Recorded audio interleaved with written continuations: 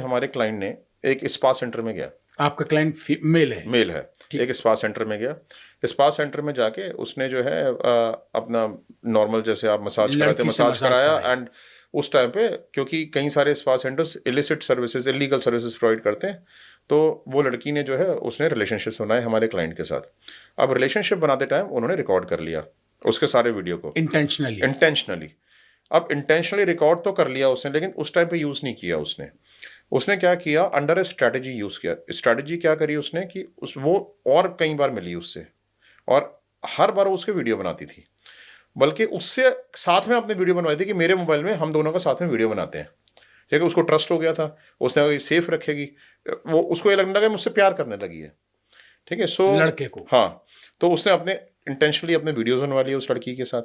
अब वीडियोस बनवाने के बाद क्या हुआ कि थोड़े टाइम तक तो उनका रिलेशन चलता रहा। अब 1-1.5 साल इस बात को बीत गया। 1.5 साल बाद हमारे क्लाइंट के बाद उसके हस्बैंड का फोन आया। वो कहता जी मेरे को उस लड़की के स्पा वाली लड़की हस्बैंड का फोन। हाँ, कहता जी मेरी वाइफ है और मेरी वाइफ के फोन में से मुझे आपके और उसके साथ में वीडियोस मिले हैं। ठीक है, अब तो जो है मैं जो है आपकी एक्सपोज कर दूं। अब वो जो पर्सन है वो आपका क्लाइंट, हाँ हमारा क्लाइंट, वो जो है एल्डरली एज का पर्सन है, उसके पोते पोतियां भी हैं। ठीक है, सो अब उसको, और वो बड़ा ऑनरेबल पर्सन है, बड़ी अच्छी उससे रेपुटेशन है समाज में उसकी बड़ी स्ट्रांग। उसको लगता है मेरे घर में पता चल गया, समाज में पता चल गया तो क्या होगा। तो अब क्या है कि इसको काउंटर करने के लिए अब उसको पता था उसकी वीकनेस क्या है, उसके बारे में पूरी रिसर्च कर चुका था हस्बैंड उसका, कि उसका सारा लिंक्डइन प्रोफाइल्स, उसकी इंस्टाग्राम प्रोफाइल्स, उसकी फेसबुक प्रोफाइल्स, वो मियां बीवी तो दोनों मिलके कॉन्स्पिरेसी कर रहे थे। हाँ, वो सारा चेक कर चुका था। नहीं, अभी तक ये नहीं पता उसको कि वाइफ इसमें इन्वॉल्व है। उसको कहता है, हस्बैंड कहता है मुझे मेरी वाइफ के फोन से मिला है। ठीक है, और वाइफ उससे कहती है कि मेरी इसमें कोई गलती नहीं है, आई एम सो सॉरी, ये वो उसने मेरे हस्बैंड निकाल ली, मेरी और अपने मेरे हस्बैंड की बनती ही नहीं है। ठीक है, लेकिन वो दोनों उधर एक हैं। हाँ, लेकिन ये हमने फाइंड आउट किया कि वो एक है। हाँ, क्लाइंट को नहीं पता था कि वो एक है। उनको लग रहा था, वो तब भी उस लड़की के ऊपर ट्रस्ट कर रहा है क्योंकि वो कहती है मेरे अपने पति से नहीं बनती। और पति जो है वो कहता है मेरा वीडियोस हैं, मुझे पैसे दो। अब over a period of 4 years वो उससे 92 लाख रुपीस ले चुका। ठीक है, 92 लाख 1 करोड़ रुपए बुजुर्ग से इनसे ले चुका है। Sextortion money.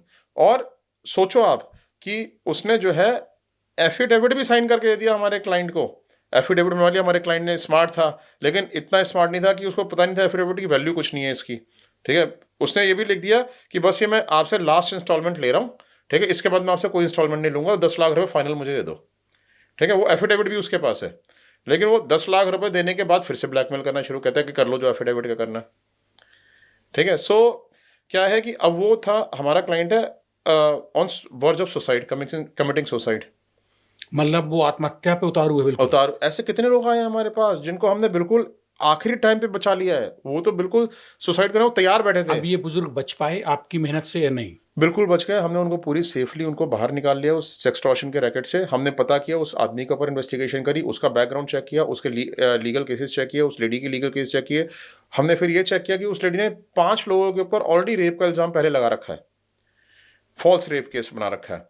हमने वो सारे मतलब प्रोफेशनल रेप विक्टिम है, हाँ, कथित तौर पर। हाँ, तो वो जो है, और ये दोनों मिलके कई सारे इनके विक्टिम्स को हमने आइडेंटिफाई किया। इनको इसी तरीके से सेम मॉडस ऑपरेंडी से ये ब्लैकमेल कर रहे थे। उन सबका हमने ग्रुप बनाया, इनके एविडेंसेस इकट्ठे किए, उनके हमने स्टेटमेंट्स लिए। उनके बेस पे हमने जो है अनऑफिशियल कंप्लेंट पुलिस में एक फाइल कराई क्लाइंट के थ्रू, बिकॉज एविडेंस देना पड़ता है आपको ऑफिशियल कंप्लेंट आपको क्लाइंट को देता नहीं है।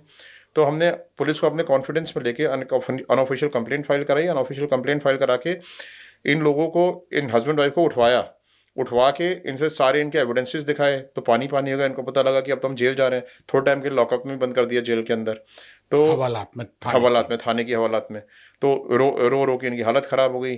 तो पैर वैर पड़ने लगे हमारे क्लाइंट के, जी गलती हो गई, ये हो गई, वो हो गई। फिर हमने सारे एविडेंसेस उनसे रिकवर किए जितने भी थे सारे। उनके मोबाइल में जो उसके वीडियोस थे, उनके लैपटॉप में जो वीडियोस थे, उनके मेमोरी कार्ड में जो वीडियोस थे, सारे रिकवर किए। सारे क्लाइंट के सामने वहीं पर तोड़वाए, उनकी सहमति से जो वो थे। मतलब मियाँ बीवी ने मिलके सेक्सटॉर्शन की दुकान खोल रखी थी काफी बड़ी। यस, जो आपने तहस नहस कर दी।